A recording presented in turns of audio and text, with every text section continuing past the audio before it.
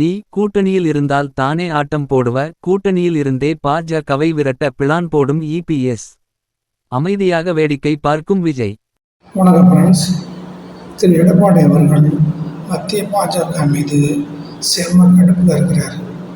ஏன்னா அவங்க வேலையை விட்டுட்டு எதுக்கெடுத்தாலும் அதிமுகவுடைய உட்கட்சி விவகாரங்களில் தலையிடுறது அவருக்கு சுத்தமாகவே பிடிக்கல.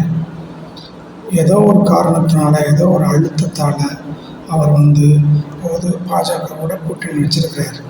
அந்த கூட்டணி நிலைக்கணும்னா அவங்க மத்திய பாஜக வாயை பற்றிக்கிட்டு இருக்கணும். எதுக்கெடுத்தாலும் இங்கே உள்ள நுழைஞ்சு இந்த கட்சியை உடைச்சி சின்ன பின்னமாக்கணும்னு நினச்சாங்கன்னா இந்த கூட்டணி நிலைக்காது. வேணாலும் பாருங்க, இந்த கூட்டணி எடப்பாடி சீக்கிரத்திலே முடிச்சிடுவார். அப்படி முடித்தாருன்னா மத்திய பாஜகவும் இதை சும்மா விடாது. ஏன்னா அவங்க கட்சியை ரெண்டாக உடைப்பாங்க.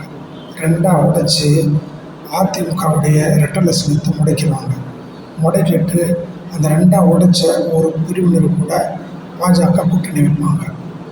அப்போது திமுக தமிழ்நாட்டில் திமுக கூட்டணி எளிதாக வென்றுவிடும். இந்த 2026 தேர்தலில் எளிதாக வென்றுவிடும். தாவேகா 2வது இடத்துக்கு வரும்.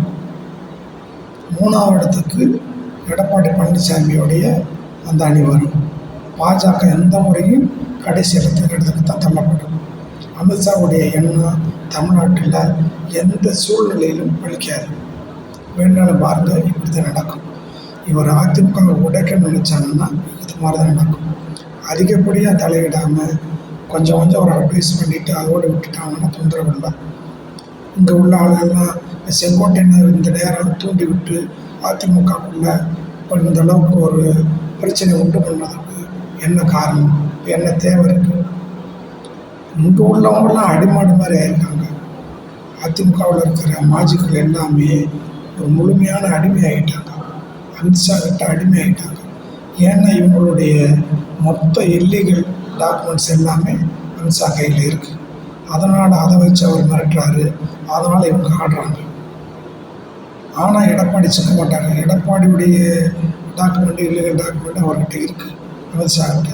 ஆனாலும் எடப்பாடி இதை மக்கள் மன்றத்தில் போய் நிறுத்துவோம், மக்களுக்கு நியாயம் கேட்போம் அப்படின்னு பாஜகவை எதிர்த்து நிற்கிறதுக்கும் பாஜகவை எதிர்த்து துணிஞ்சு நிற்கிறதுக்கும் அவர் தயாராகிட்டார்.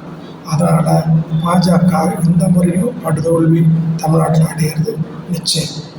இது என்ன நடக்க போகிறத 2026 வரை பொறுத்திருந்துவோம்.